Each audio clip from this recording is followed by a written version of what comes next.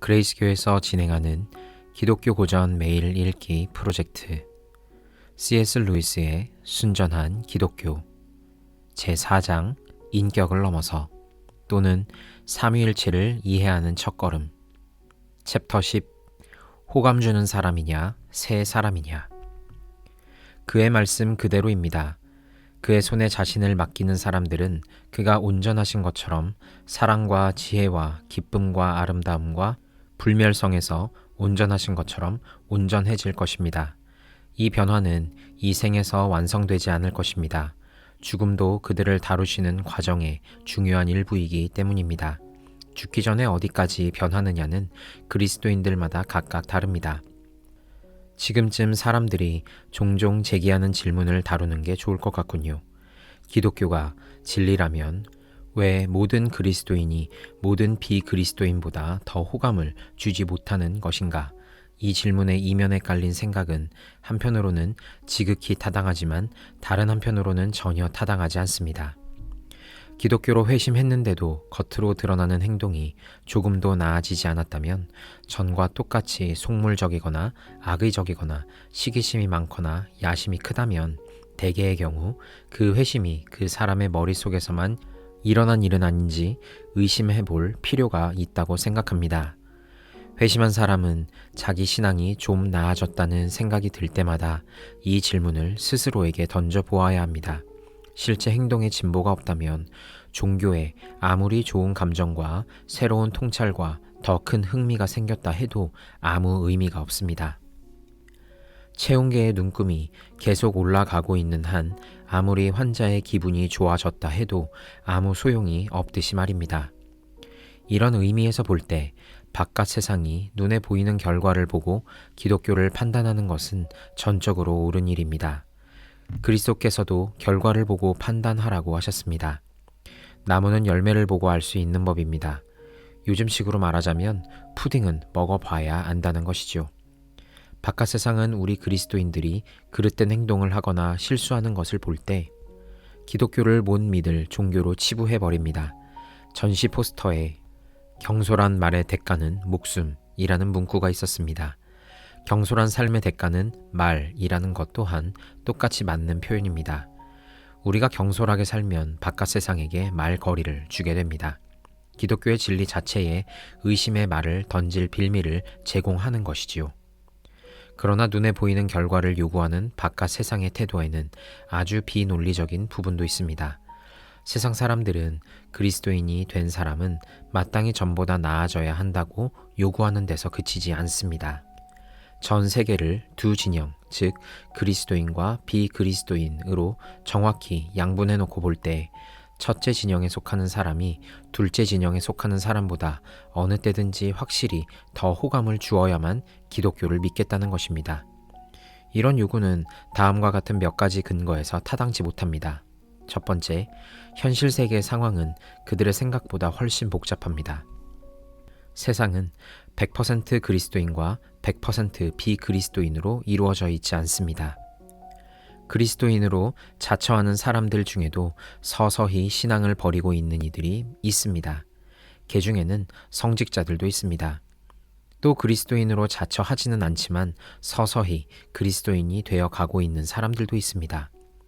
그리스도에 대한 기독교의 교리를 완전히 수용하지는 않지만 그에게 강하게 끌린 나머지 자기 생각보다 더 깊은 의미에서 이미 그의 소유가 되어 있는 사람들도 있지요. 다른 종교를 믿지만 하나님의 은밀한 영향을 받아 자기 종교 중에서도 기독교와 일치하는 부분에만 집중함으로써 자기도 모르는 사이에 그리스도께 속하게 되는 사람들도 있습니다.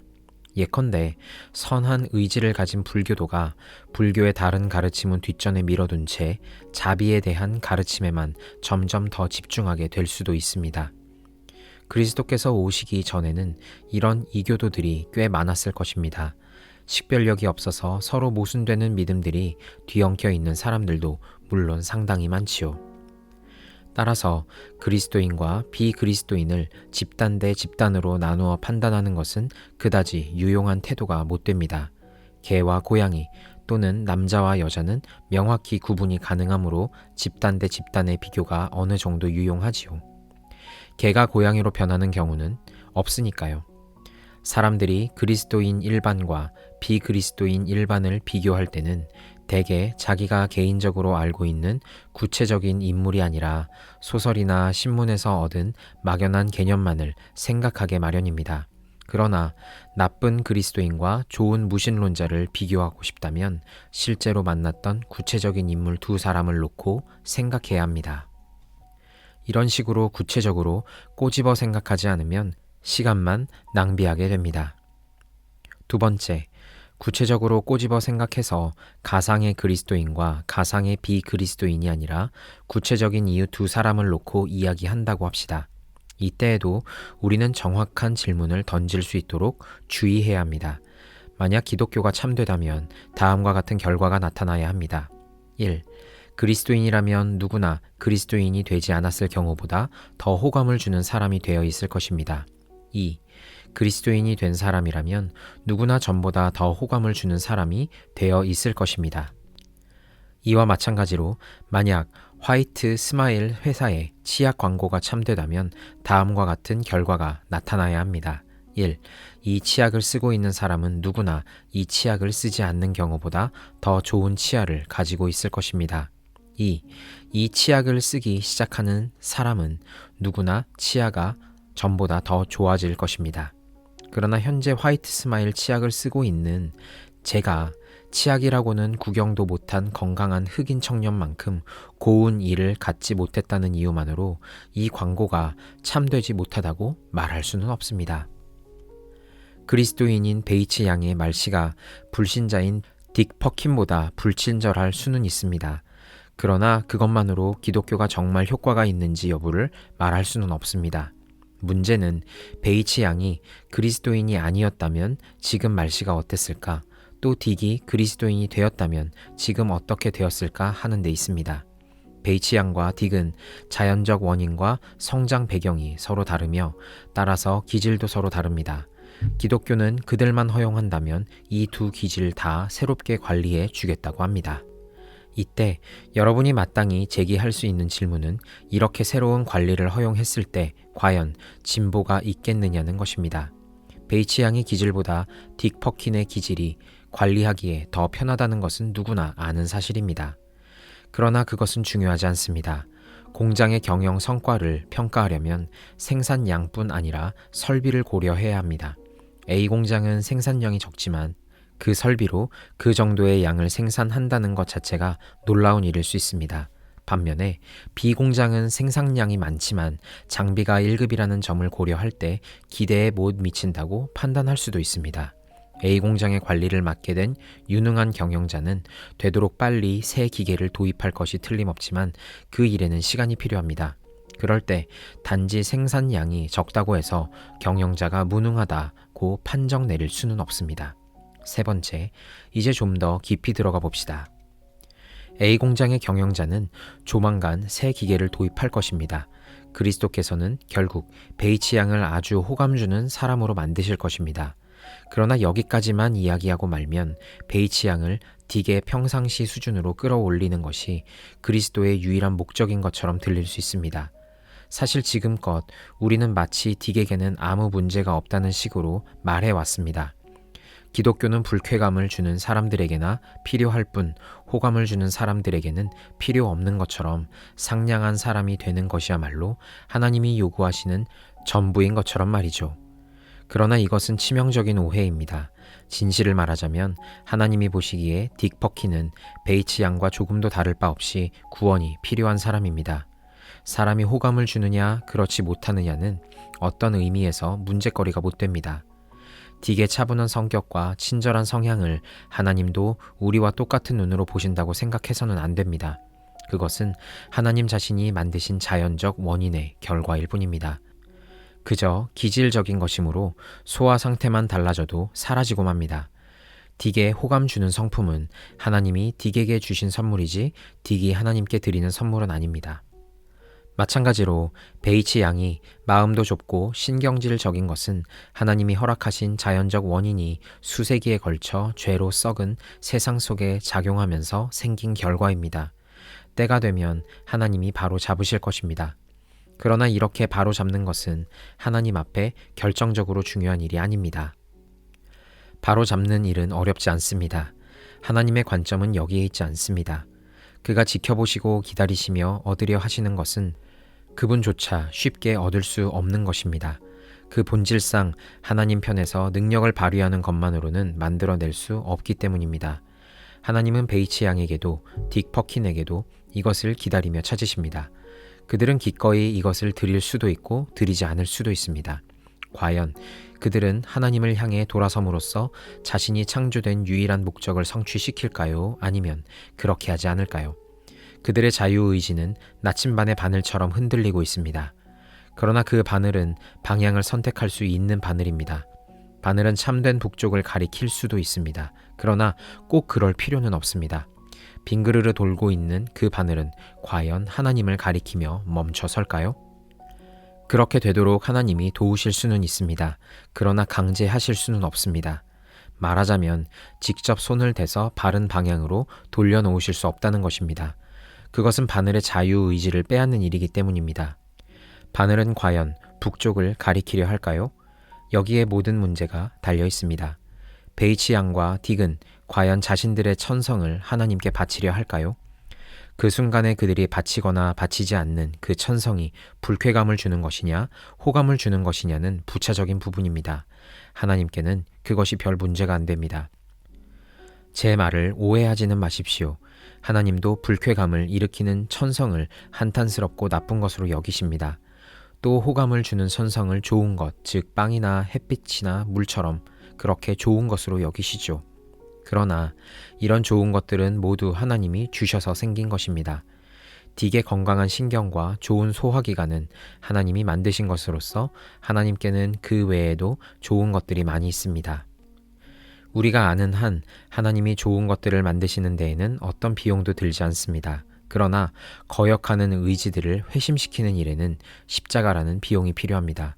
왜냐하면 그 의지들은 전부 불쾌한 사람의 의지뿐 아니라 호감 주는 사람의 의지 또한 모든 것들은 하나님의 요구를 거절할 수 있기 때문입니다. 그 경우에 딕의 호감 주는 성품은 자연의 일부에 불과하므로 언젠가는 사라지게 되어 있습니다. 자연이란 사라지게 마련입니다.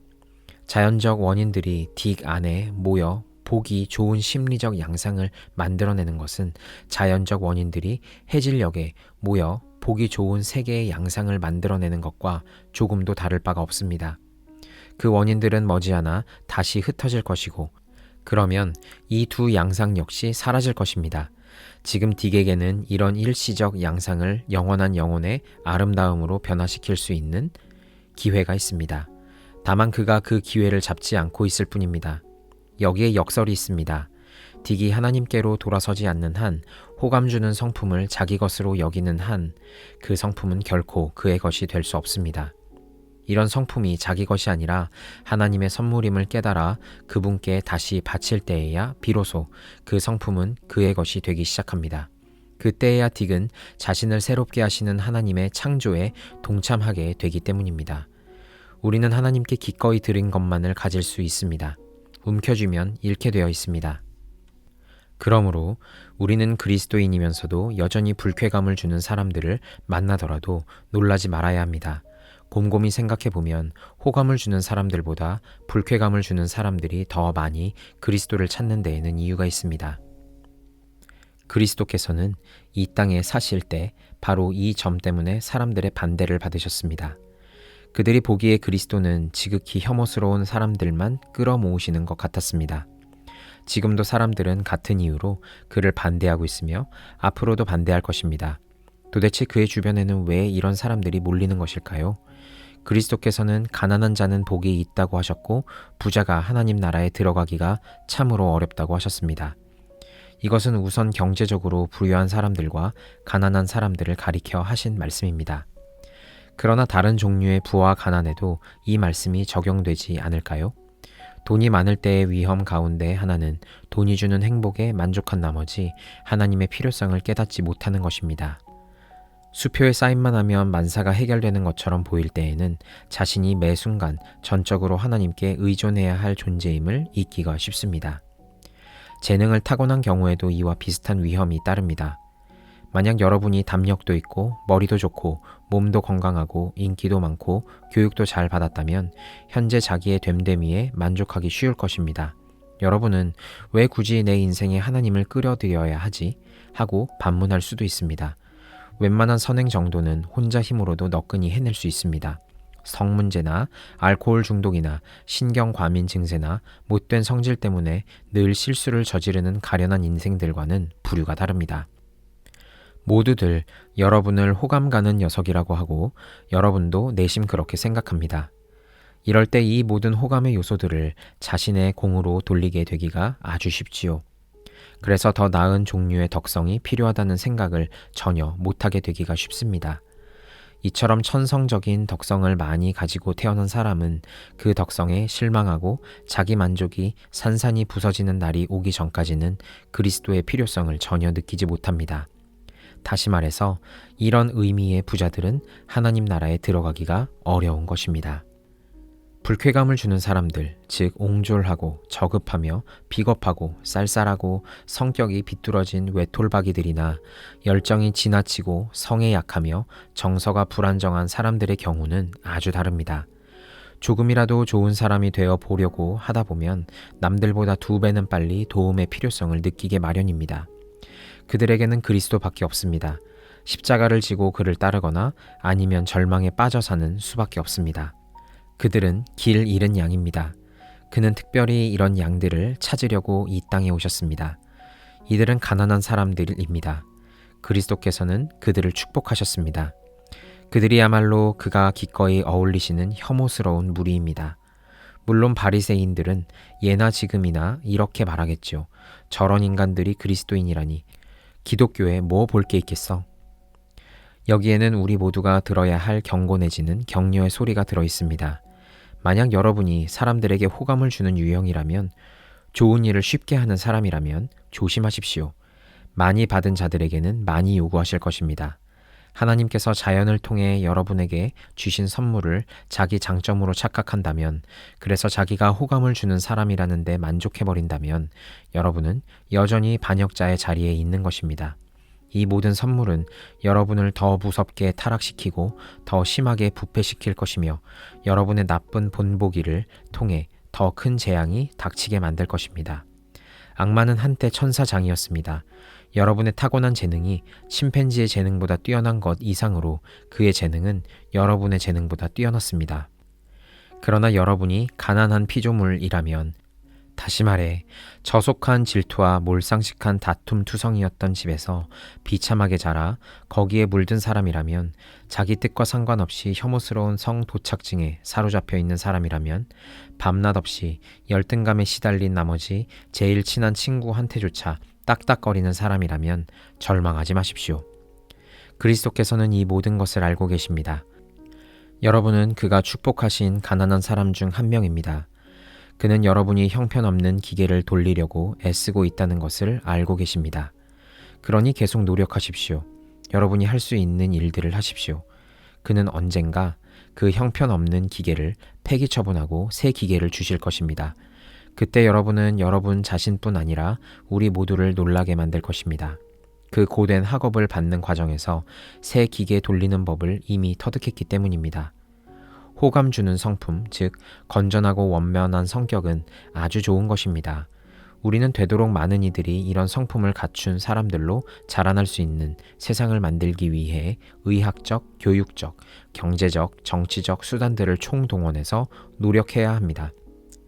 모든 사람이 충분히 먹고 살 수 있는 세상을 만들기 위해 노력하듯이 말이죠.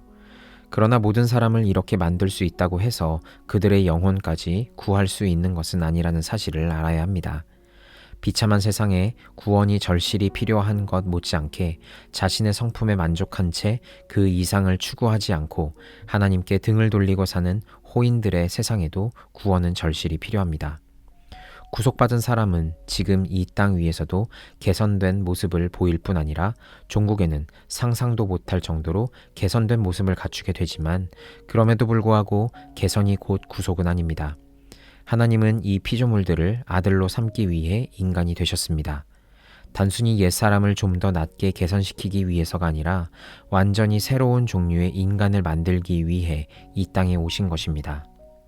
이것은 말에게 더 높이 뛰는 법을 가르치는 대신 말을 아예 날개 달린 동물로 변신시키는 일과 같습니다.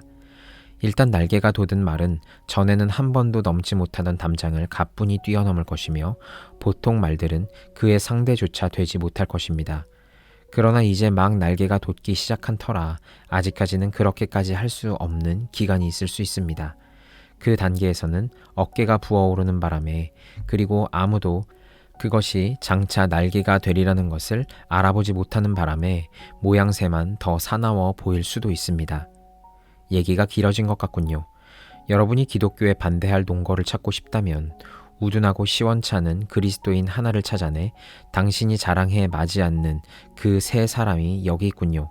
이렇게 되느니 난 차라리 옛사람으로 남는 편을 택하겠소 라고 쉽게 말해버리면 됩니다. 그러나 기독교가 다른 개연성 있는 근거 위에 서 있다는 사실이 일단 눈에 들어오기 시작한다면 이런 태도는 문제를 회피하는 데 불과하다는 사실을 인정하게 될 것입니다. 다른 사람의 영혼에 대해 그들이 받는 유혹과 기회, 고투에 대해 여러분이 무엇을 알 수 있겠습니까? 여러분이 알고 있는 영혼은 전 창조 세계의 단 하나뿐입니다. 여러분의 손에 그 운명이 달려있는 영혼도 단 하나뿐입니다. 만약 하나님이라는 분이 계시다면 여러분 한 사람 한 사람은 어떤 의미에서 그 앞에 각각 홀로 서 있다고 할 수 있습니다. 옆집 사람에 대한 억측이나 책에서 읽은 내용을 내세워 그분을 피할 수는 없습니다. 우리가 자연 혹은 현실 세계라고 부르는 이 몽롱한 안개가 완전히 걷히고 언제나 당신 옆에 계시던 그 존재가 마침내 손에 잡히는 모습으로 피할래야 피할 수 없이 바로 눈앞에 나타나시는 날, 그런 잡담과 소문들이 다 무슨 소용이 있겠습니까?